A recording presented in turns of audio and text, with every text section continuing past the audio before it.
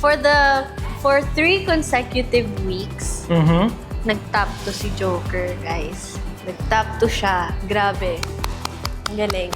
Pero, Ang galing. sa kasamaang palad, hindi ka umabot ng top 1. Lagi ka lang top 2. Yes. Yeah, so how does it feel?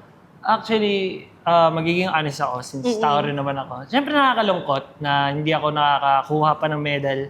But parang alam mo yun, ito na eh. Ito na makakuha ko na yung Oo, medal. parang nakakabitin, no? Oo, parang andun na.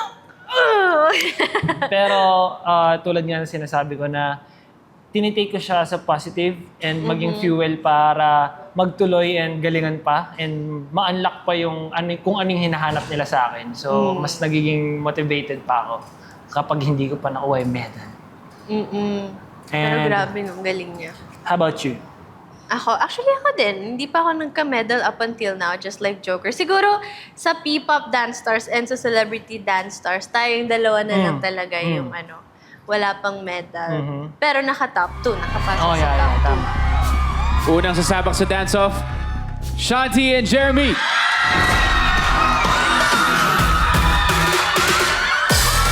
Ako, episode 2, nag-top 2 ako ever since hindi na ako nakakit ulit dun eh. Sige, dadalhin natin.